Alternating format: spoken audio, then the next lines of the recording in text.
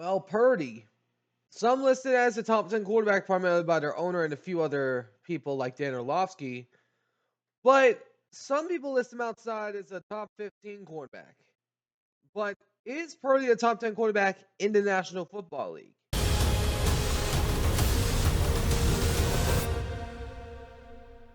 It's football time. Alrighty, what is going on, everyone? Welcome back to the All Around Sports Podcast for sports, everything on this channel. I'm your host, Antonio. Today, we're talking about the San Francisco 49ers, primarily in Brock Purdy. Some listed as the top 10 quarterback by primarily Jed York and a few other people, including big name analyst Dan Orlovsky. But the Super Bowl drought for the 49ers has only gotten longer as their Super Bowl drought is 31 years and counting.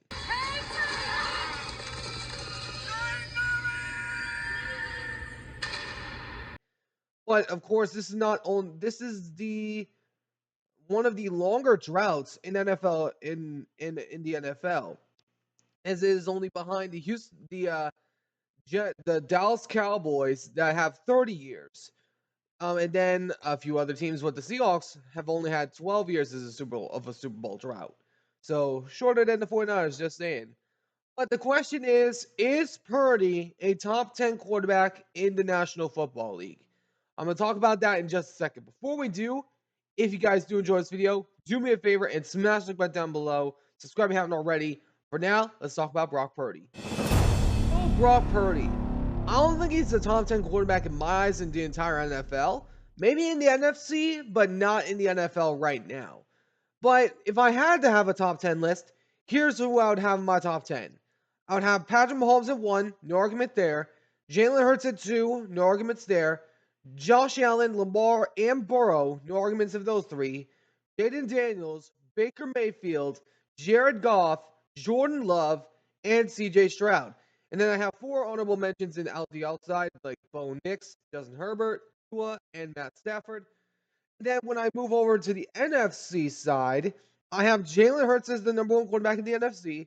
I got Jalen Daniels at number 2, Goff at 3, Mayfield at 4, Love at 5, Stafford at 6, Dak Prescott at 7, Darnold at 8.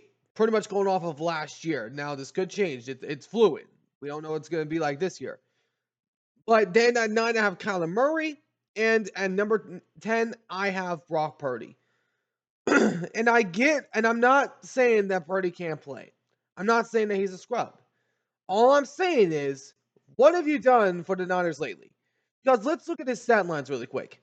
In 2022, and when he first entered the league, when he was covering in for Garoppolo, as I call him, he had a completion percentage of 67.1, 1,374 yards, 13 touchdowns, 4 interceptions, with a QBR rating of 107.3, and then of course got injured, but no team loses 4 quarterbacks in a single year. Then let's fast forward to the 2023 season.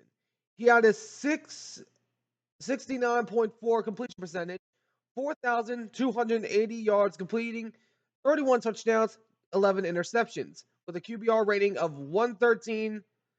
Then this past year, where they went 6-11, he is 65.9 completion percentage, 3,864 yards, 20 touchdowns, and 12 interceptions, with a QBR rating of 96.1. Purdy, I get he's a good guy, but there's been some games that he has had where he could have won his team ball games. Let's look back at the Super Bowl. When Dre Greenlaw went down, they eventually lost the game. But last time I checked, correct me if I'm wrong on this, wasn't everybody on the offensive roster of the 49ers healthy? Or wasn't the offense still healthy? Wasn't Christian McCaffrey still on the team? Wasn't George Kittle on the team?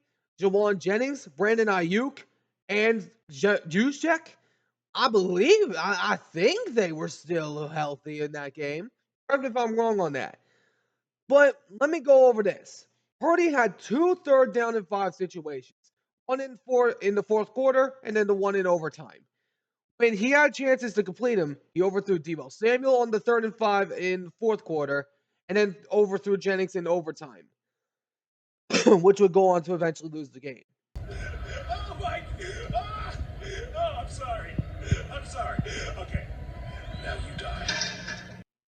Then let's fast forward to the following season.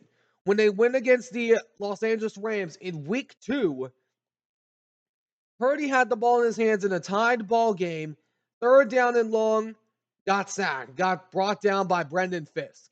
And then the Rams will go on to eventually win the game on a game-winning field goal.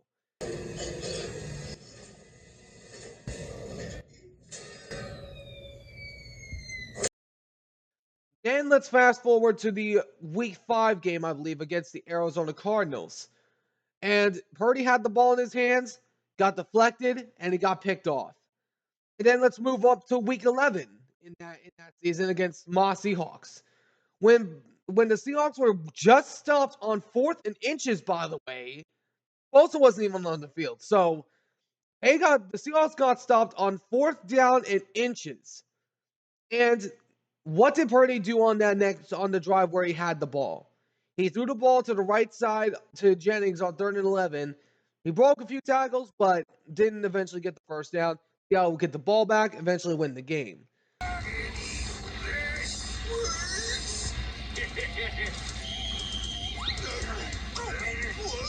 Just one sucker! I'll be back!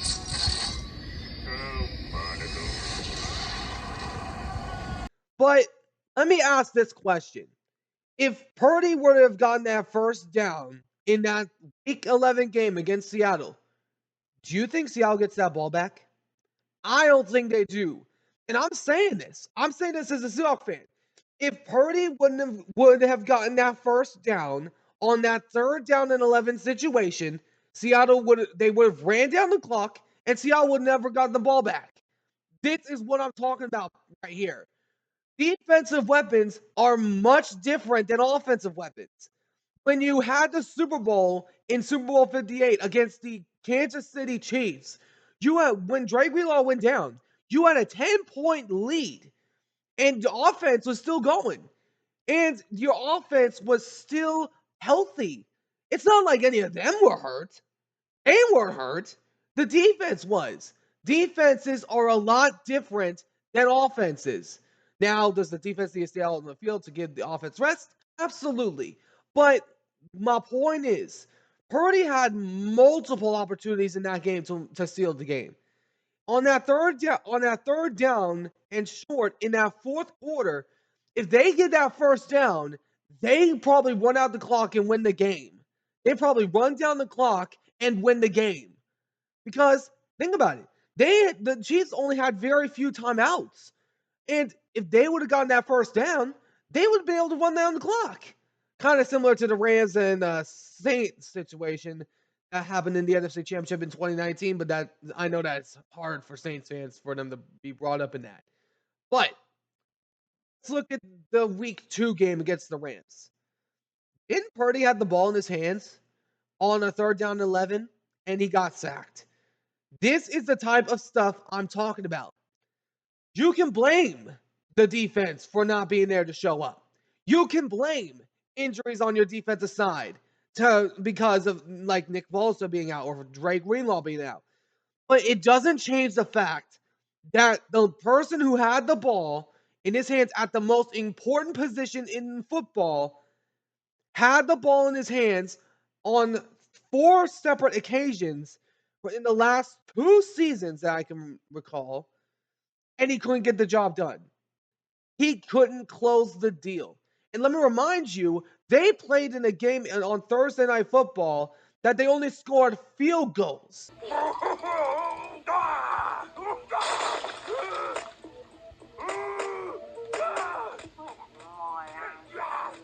genius! It's a jawbreaker! You're never gonna... In their own house. And the Rams still won that game. Purdy had multiple chances to score touchdowns. They had multiple chances. And not only that, you could have still gone at least 6, 8, 9. You were winning. You were in the lead against the Detroit Lions in week 17. And then you got away from the run. And that's when you lost. Because I'll say this much on the 49ers offense. I trust Christian McCaffrey more than I trust Brock Purdy. Because let's look at the weapons he has. Let's look at Kittle, who has 40 yards in the freaking Super Bowl.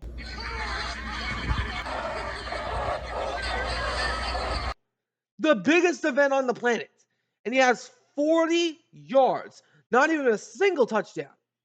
Then let's look at other guys who, like Brandon Ayuk, didn't do so solid in that game. Didn't even catch a single touchdown in that Super Bowl. The only touchdown outside of Purdy's pass was Jennings' pass to Christian McCaffrey.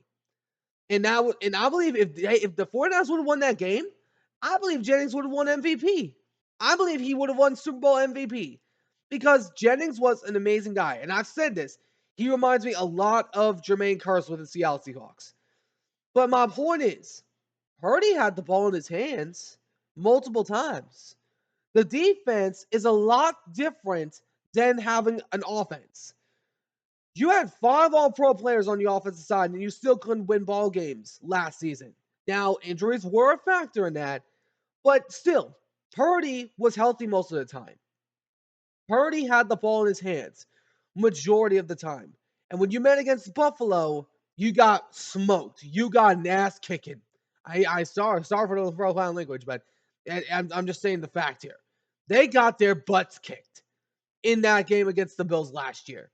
And then a few years before, they got demolished, absolutely bulldozed by the Baltimore Ravens. They got absolutely steamrolled. They were like a steamroller going over a thing of concrete to make sure it goes on the ground.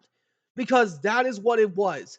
When they have gone against better teams from the AFC, like the Bengals, the Ravens, the Bills, and the Chiefs, they've lost. The Bengals, they lost in a blowout fashion. Well, did they beat the Bengals earlier on when Joe Burrow made his first debut? Absolutely.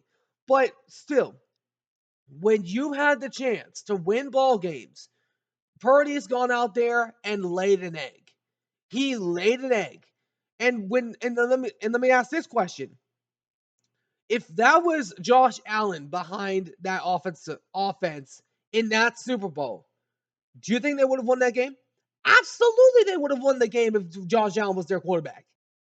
We saw Josh Allen have an MVP season without 2 all pro wide receivers. And where did they get to last year? They got to the AFC Championship game. What I'm saying is to Brock Purdy is this. Sooner or later, you got to show up, my brother. You just got paid to a $265 million contract to play with the 49ers for about 4 more seasons on your current deal. You've had the ball in your hands when you've had chances to win the game, those 4 times I mentioned, against the Chiefs, the Rams, Cardinals, and Seahawks. 3 of them came from last season. My point is, the 49ers have had chances to win games. Purdy had the ball in his hands on 3 separate occasions last year, either a tied ball game or a lead, or in Cardinals' case, being down. And when he's had those opportunities, he hasn't closed the deal.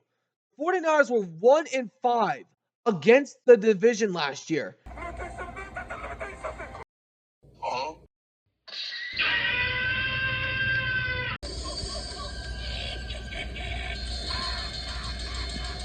The only game last year that they won inside of their division was against the Seattle Seahawks in Seattle, which, by the way, may I remind you, Seattle was on the brink of coming back 23 points down, I might add. They were all about to come back. And I was concerned for that game. I really was. I was watching that game and I was like, hey, the Niners defense does not look that good. The Niners had not collapsed here. Well, of course, they won the game because everybody was healthy. But Seattle's different now. We saw their defense up their game in the second half of last year. And their defense only ranked outside of one of the top 15 categories, and that was run defense. And not only that, they had the 3rd highest pressure rate in the NFL last year out of our pass rush. So The 49ers, Purdy has to even take a next step. We saw Tom Brady, after leaving Belichick and the Patriots, a season later would go on to win the Super Bowl because of course, a few weapons that he had. And then, of course, we saw Matt Stafford about 3 years ago, win a Super Bowl in year one in LA.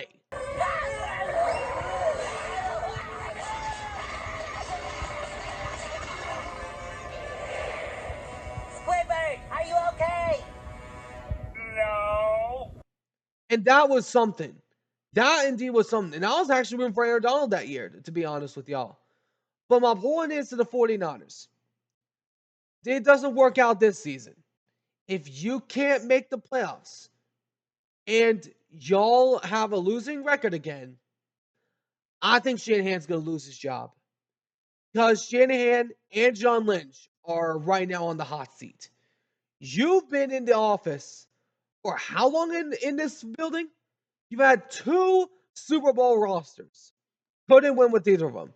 May I remind you, Richard Sherman was on your roster and still couldn't win it. The same guy that intercepted y'all in that Super Bowl, in that NFC Championship game with the Seahawks, will go on to win the Super Bowl in the most famous post-game interview of all time. But my point is to Purdy. If you're going to help this team win a Super Bowl and break this 31-year drought, it's all going to come down to you. Are you going to be the quarterback that makes the players around you better? Or are you going to be a system quarterback like you've been for your entire career almost? That's a question I'll allow him to ask himself. But Purdy, you got to take a next step, or the 49ers drought will just continue even longer. Let me know in the comments what you guys think. Do you guys think Purdy is the top 10 quarterback in the NFC and let alone in the NFL? Let me know in the comments what you guys think down below. But anyways, hope you guys enjoyed. If you did, do me a big favor and smash the button down below. Subscribe if you haven't already. Until next time, I'll see you on the next one. Ciao for now.